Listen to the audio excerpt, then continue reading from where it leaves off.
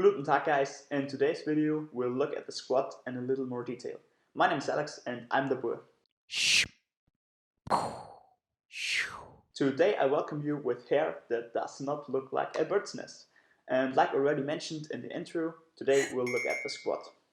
You probably know the squat, it's one of the most famous exercises there is.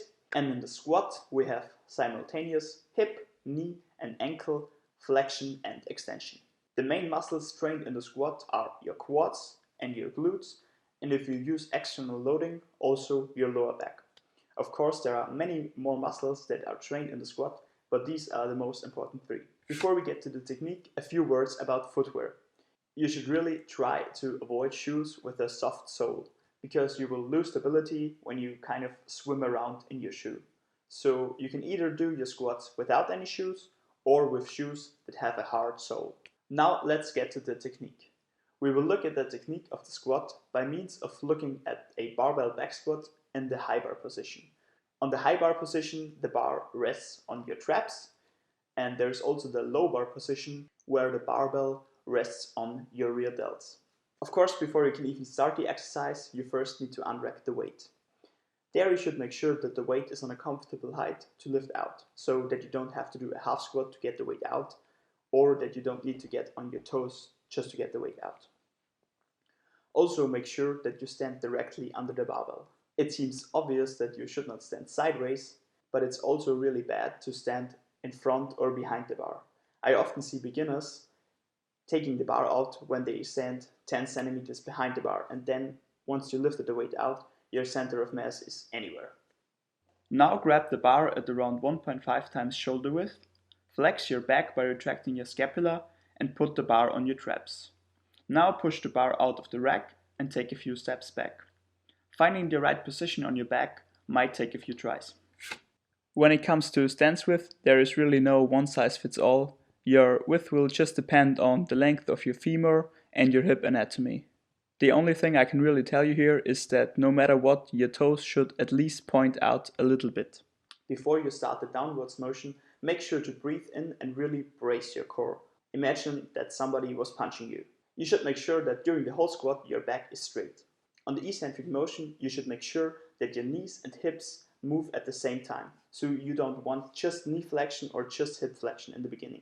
This should occur at the same time. Also make sure that your knees are tracking a little outwards in the direction that your toes are pointing. Just imagine your thighs and your feet should be parallel. Your center of mass should always be on your midfoot, so you don't want it in front or back. Beginners often tend to have their center of mass a little in front, and that leads to them getting on their toes on the bottom of the movement.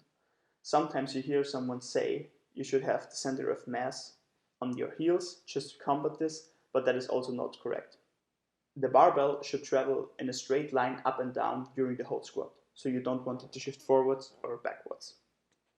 There's an old myth out there that it is bad for your knees to travel beyond your toes, but that is simply not correct. Yes, the forces on the knee joint are a little greater when it travels forward, but the forces on the hip joint are way lower, so it's totally okay for your knees to travel a little past your toes. Now, how far should you go down on the squat? You should go as far down as you comfortably can. In the beginning, your mobility will probably be in your way a little, and that's okay. Just try not to cut your range of motion short just to use more weight. On the bottom of the exercise, you can optionally take a short pause. This will make the movement a little harder, but it can help you perfect your technique.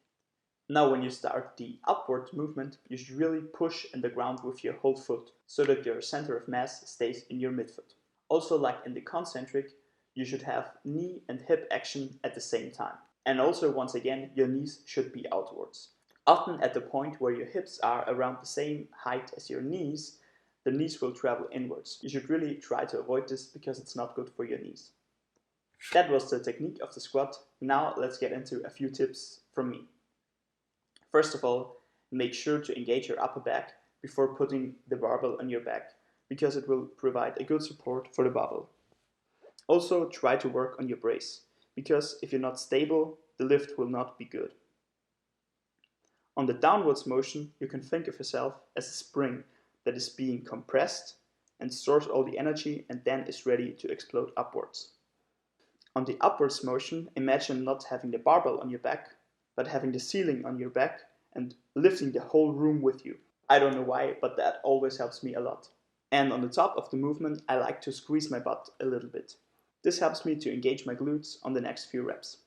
Now before we close out the video, I just want to give you a few different squat variations. Like already mentioned before, there is the low bar squat, where the barbell rests a little lower on your back and therefore the movement becomes a little more hip dominant. There are also front squats and overhead squats that are usually used by weightlifters. There is also the searcher squat, where the barbell rests on your elbow. This may look a little funny, but it's really cool to do. Of course, there are also weighted variations without any barbell. For example, you can do dumbbell front squats or dumbbell overhead squats, and also you can use plates for squats. Then of course there are also squat variations without any external loading whatsoever. There's of course the normal air squat, there are archer squats, shrimp squats, and pistol squats.